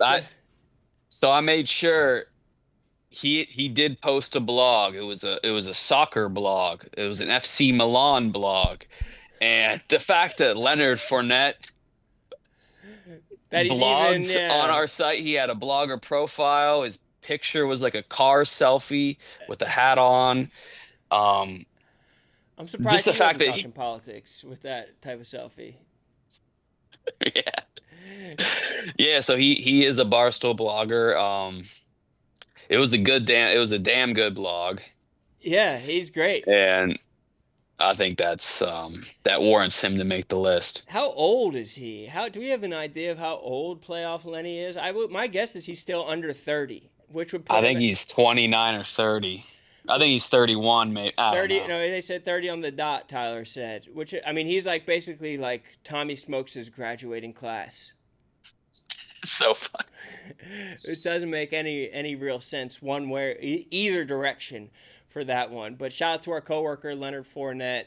Maybe he was a Barstool employee who was let go that Stephen Che was talking about in that blog. But I always love seeing him around the hallways. He was always a staple in the Jenga games off cam. Rone, I'm under the impression that he did get hired. Yeah. He did, right? I was told he did. Yeah, for I think a brief he did period. for like a week or something like that. And it was a strong week. It must have been. No juxtaposition. But I'm happy that he's back, and I'm happy that he still just cares about the dental hygiene. I mean, those teeth. Those Yeah, look at that. pearly whites. Next time I have you on, I want to do Barstool employees who sneakily got veneers. But yeah, there's a few. Neither here nor there. Let's go to number 5 on the list. Nick Insider. I fucking hope so. So this one blew me away. He was before my time. Right. But I had no idea that the baseball coach Kent Murphy, the one who is from like one of the earlier and most viral videos that I've ever seen as a Twitter user, was a blogger for Barstool. Kent Murphy? You know who I'm talking about? No, I don't. But Tyler's nodding sagely. The viral like goofy baseball coach. Is he trying to be goofy on purpose? Yes. It was the character.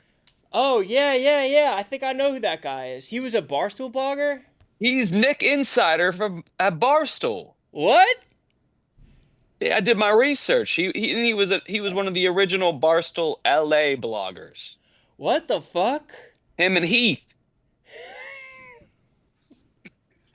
That's such good lore. Dude, I felt the same way. I'm flabbergasted right now. I can't believe that Nick Insider is Yeah, so is that him in the are these the same guys that I'm looking at in these two pictures? Same guys, and you can even pull up you can search Kent Murphy. I mean, we all know Kent Murphy. Kent Murphy and fucking Heath? You don't have to look up Heath. No, I figure what he's like. Right field with Kent Murphy. What the fuck? Nick Hall comedy. So that's him?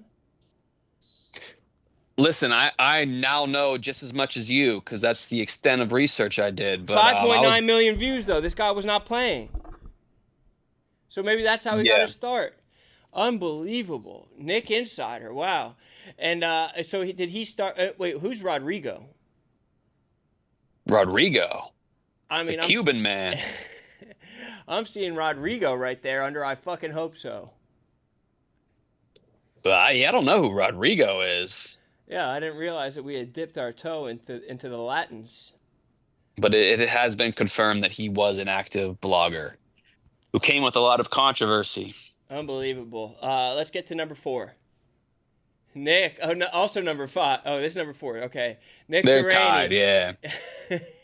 Nick Turaney. Number 5. Just an absolute classic. Sometimes he'll just do a still image, much in the vein of Lil Sass. Confused by that one lady. The hardest job on earth, a podcaster simulator. Is that young Joe Rogan? I mean, just Nick always. There's something about this guy, Nick. He's next up. He might be next up. Yeah, I was thinking about the optical illusion he posted once. Yep, that's the one I was talking about. That optical illusion really sticks with me. That might have been his greatest work. That might have soared him to the 5 spot. Yeah.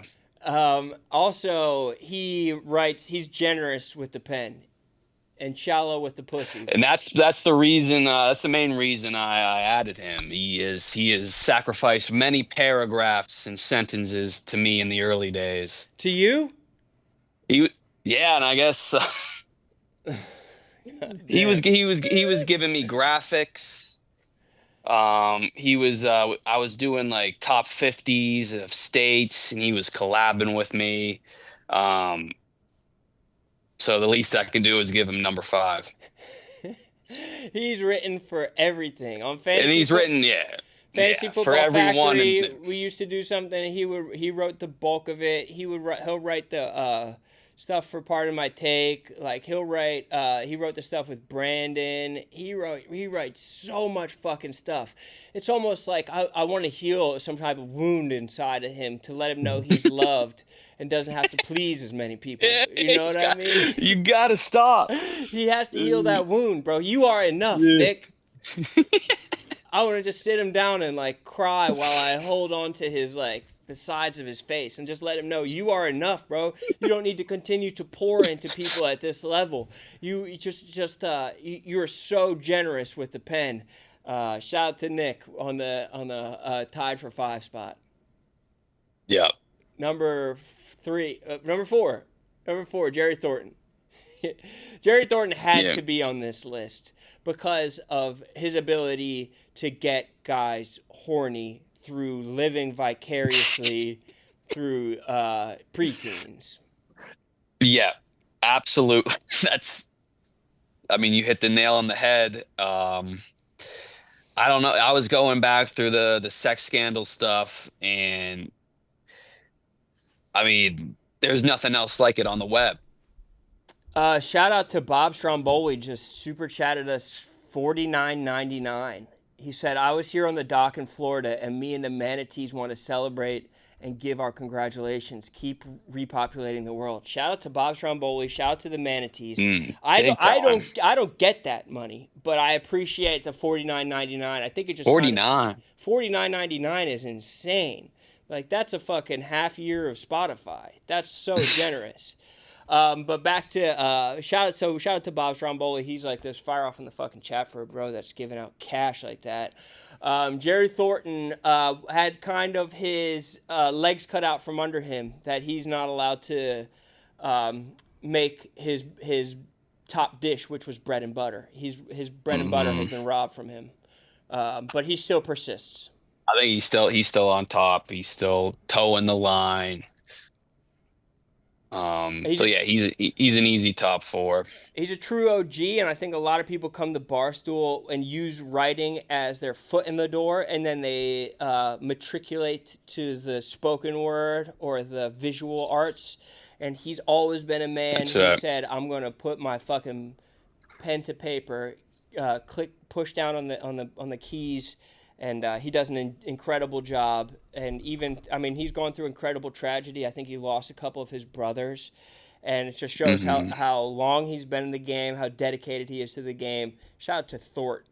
True writer. He's a blogger and a writer. I think he's done a book Maybe or two. multiple. Yeah, on the Patriots, and a football guy too, and just you know, he's made lemons out of lemonade for sure. Number 3, Portnoy. Yeah. All 3 of them together. Why? So these three, well, maybe not Dave, but Big Cat KFC, they definitely stopped before I was deep into Barstool and working there. But I've gone back, and I know they're legends of the game, and I have enjoyed their work, even though it is past us. Their voice, their ability to nail down their own voice was one of the main reasons why you and I have jobs today. Like the fact that they were able to figure out a way to speak to people at home just through typing, to have such clear perspective. All of them very different. All of them will write in different ways. Dave, more stream of consciousness. Big Cat, very concise. And KFC, so relatable to cute monkeys like you and me. And they did incredible things, and it cannot be overlooked. Right. Yeah. I was reading their shit, and I was like, yeah, this is what I want to do. And it was crazy because back in the day when you're just reading Barstool, you would click on a blog based on who wrote it sometimes. You're like, oh, I know this is going to be heat because these guys have it fucking dialed up. Let's get to number 2 on the list. Large, 100%. Friday Confession Goat. I think it's time we see Kanye's dick. Classic. It's a great time to be Irish. Incredible writer. I know he's a guy who got to start writing. He's able to do the emotional stuff every year on 9/11. Must read, and just an incredible writer that Large is. Yeah, he's got the quill. He's blessed with the quill. Whenever he dips, I know that I'm fucking drinking. He can spin a tail, and he can dip his toe into the smut game a little bit, which I like. He's not afraid. I also give the utmost respect to his relationship with Annie. I think that those two have that's true love that they have right there. And I think that she wants him to dip his toe into the smut game. She doesn't care if he's talking fantasy football with Lisa Ann. She's such a supportive wife. They're such a healthy relationship. It's aspirational from my end. Number 2 all time goes to Large. Let's give a couple honorable mentions before we crack number 1 on the list. There's so many I forgot or didn't include based on no real reason. Right. So we said we're going to give it to Francis. We're going to give it to Dante. I know Reegs from a volume standpoint. Oh, yeah. Reegs, just the sheer work he puts in to NBA blogs and other blogs. I enjoy Kelly Keegs' writing. Keegs is a great writer, yeah. She should have been on the list. She should be top 5. Nate's been around. Donovan McNate. Donovan McNate was great. Vindog. I like his tales. He's incredible. He's going through a tough time too. Shout out to Vindog. So much. He's love on the to him list. and his Put family. him on the list. Throw him on the list. Great tail spinner. Whom else? Obviously Hubs. Tommy. There's so many. Holy Mick. Hubs. Yeah, Holy was amazing. Shout out to honorable mention to all these brothers and sisters. But let's get to number 1 on the list all time. And it had to be Francis. I wasn't even going to put him in the honorable mention because I knew that he would be honored by it. Dude, come on. Come on, bro.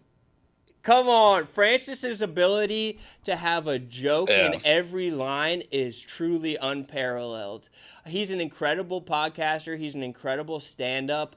I think that his ability to write engagingly has me so excited for his collaborative work on Dave's book. Oh, my God. He has me so excited to read. Anytime he puts something out, it is literally appointment watching. whatever reading. He's so fucking good. This is the correct spot on the list. He's the GOAT of writers at Barstool historically. And this is a writer. Like, people talk about me. I blogged. I created content that could have been a tweet and then blogged around it. Francis's literature, his ability to use the English language and just words, strictly words, to create humor is something I've never seen before. It's like, on the internet. It's like walking through a Yemeni bazaar. The amount of sensory stimulations that you get. Every orifice is being fucking attacked by something whenever you read some of his work. Smells, sights, sounds. It's just so exciting. Francis 100% deserves a spot on this list. If I were doing a top 3 all time, I would have you, Francis, and PFT as my top bloggers, all because of your ability to have such dense, interesting work. Of course, guys like Dave, Big Cat, Dave Big Cat KFC, they have incredible perspective, which I think is super valuable. But just as far as my enjoyment per word, the 3 of you guys are damn near unmatched. Yeah, PFT can be 1B. He's obviously in a mission. He's what really got me into wanting to work at Barstool. And then I'm a commenter. Yeah, he was like that style of comedy that I wanted to do. Hell yes, it's incredible. It's so, I mean, especially like when Twitter was at its absolute peak, and his ability to make incredible tweets. It's the same kind of writing as his writing was insane. And then, like, you would kind of see him do it. Like, you'd be next to him and he would fire something off and you check your phone and you're like, you just thought of that, like, just now. You weren't Googling a billion other things. You weren't, like, sinking back into yourself to find this fucking perfect epiphany moment. But you just came up with it offhandedly. Is so impressive and also equal parts infuriating how easy it is for him. But the same can easily be said about you, my friend. But I'm not here to suck you off. But I would if given the opportunity. Nah, yeah, none of that. You are the GOAT for doing this. This ran longer than I expected, but thank you so much for your time. Thank you for putting together this list. And dude, thanks for being you. You're the best. Yeah. Don't listen to anybody. Just listen to yourself. Oh, damn. All right. Yeah, not a true top 10. There's people I didn't include. I've been out of the loop for a little bit, but yeah. It is. It's exactly what we needed, bro. Appreciate you so much. Thanks also for doing the steak video. That was an absolute classic. We will see you again soon. Love that. Yeah. Goodbye. Goodbye, bro. Shout out to fucking KB. What an absolute legend. That went longer than I expected. If we're just making a funniest dudes list, can he fucking sit up there too, bro? Just absolutely perfect. In the solo setting, the one-on-one setting, the group setting, the written word, the video, the audio. God damn it, it pisses me off how fucking good he is. Let's rip some good vibe vids to end this off. Thank you guys for fucking being here this entire time. This has been so fun. I've missed this so much. It can be great.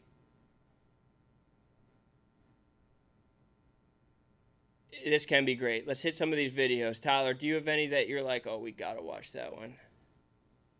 Surprise me with something. Shout out to the fucking chat. Fire the fuck off, chat. How's the baby, Rone? Bro, you better pluralize that. Let's go rap into my dog part 4. Shout out to this, bro. Rap battle on my dog part 4. I feel like 1 minute you here, the next minute you gone. Poof. Hopefully these bars don't go over your head. Roof.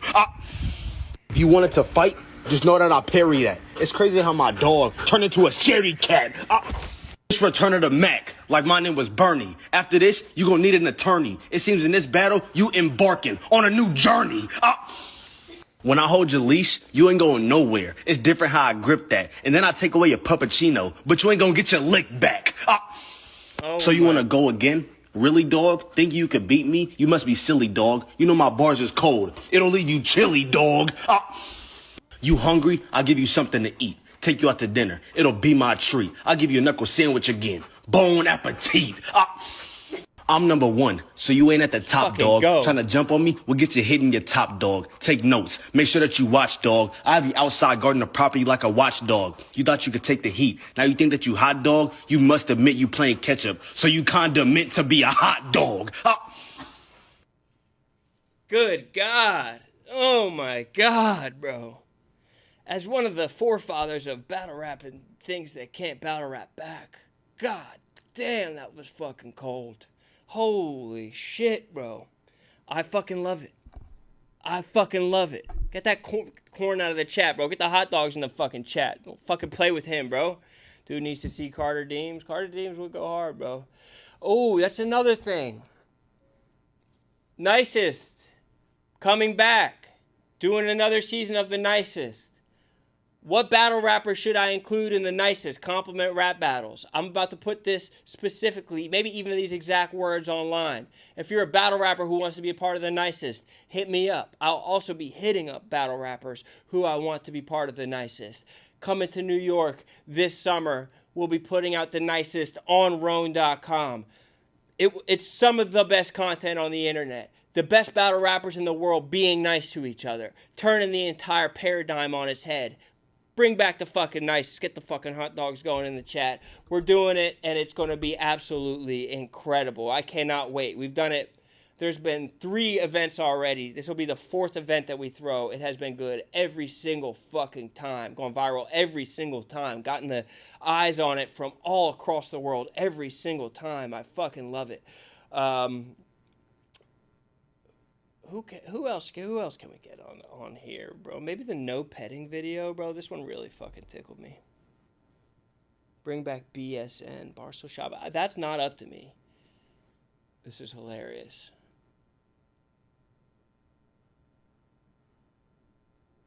No petting?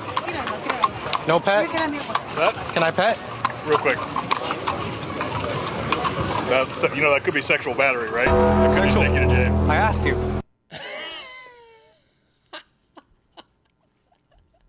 He got consent. He got consent. Play it one more time. No petting?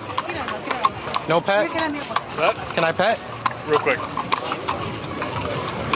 That could be sexual battery, right? That could just Sexual? take you to jail. I asked you. So fucking good, dude. Real quick, and you can see the little smirk by the cop.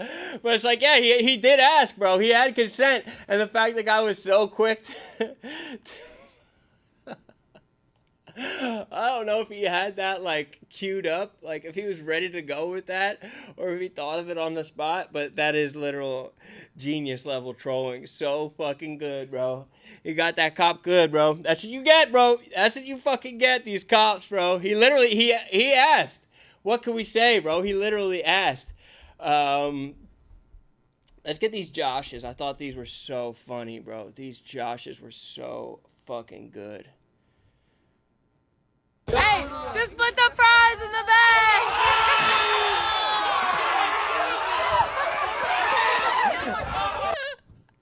So funny. It's so insane how Josh has the world of t-shirts has turned into a fucking literal meme, and like he just walks around Earth like, how do you know me?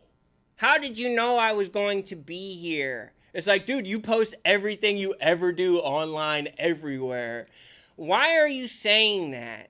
It's like, bro, you react the exact same time every single time, but you act like surprised that somebody is fucking hitting you with the put the fries in the bag. And he cannot help himself but to react every single time, which makes the reaction incredible. And he also has the guy following him around. I guess his manager, or like the guy who's obviously taking advantage of him. Why are you saying that? So fucking funny, bro. I feel like we were ground floor with him, and now he's at a level where like bachelor parties are dressing up as him, and everybody knows how to react the exact same way. It's so fucking good. Should we get into Craig the roaster? I don't know if we have time for him. I also is this gonna fuck us up with copyright shit playing this video? Maybe just save it for next week and see if it fucks us up in the long run. Can we get maybe some grill guy, or maybe some ratchet girls or some infra Bren? Any of those would be incredible. Why are you saying that? I'm just finishing up a 3-day water fast. And basically, your body goes into what's called survival mode. Now, when your body is deprived of food, it's kind of hard to understand if you've never done it before, but basically, it eliminates all other distractions that your body may have that's impeding survival. So basically, like, if you've never done it before, you really couldn't understand exactly how. So fucking funny, bro. He is truly the GOAT content creator. So fucking good. Also, just hit us with the let's go, guys, because he roasted Barstool pretty fucking good with this one. Let's go! Let's fucking go! Let's go! Let's go! Let's go! Let's go! Let's go! Let's go! Let's go! Let's go! Let's go! Let's go! Let's fucking go! Let's go! Let's fucking go! Let's fucking go! Leave me alone, all right? Leave Big Ev alone, all right? We can't fucking let's go. It is funny because we don't mean anything by it when guys like me and Big Ev are let's going. But at the same time, we can't help it. I don't even know how it matriculated into our vernacular, but somehow let's go has become the default phrase of everybody, especially when we're celebrating something sporty. Let's fucking go! We're flexing and shit like that. I don't know how it happened. We literally cannot help it. An incredible roast of human beings. Can we get the ratchet person from the bus before we get the fuck out of here, bro? We want Lil Yas back. Tom Brady made it popular. Hold the fuck on. No, he didn't. What the fuck are you talking about? Tom Brady made Let's Go popular. People saw Tom Brady saying Let's Go and they wanted to do it. As a Philly fan who was like kind of anti-Tom Brady for a long time, there's never been a moment in my life where I saw Tom Brady doing anything outside of kissing his sons where I was like, I want to do that too. And it doesn't make any sense at all. Ooh, the Ryan DuPont, Caleb Presley. We got to play that one next week. Cue that one up next week. Let's hit the Ratchet Girls on the bus. Be like, this guy is so fucking, this kid nails it. And at this hour of the morning, being this funny as the sun's just coming up like this is so fucking funny. Even if the sun's going down, after a long day of school being this funny, so fucking good. Who driving this bus? You better mess me up.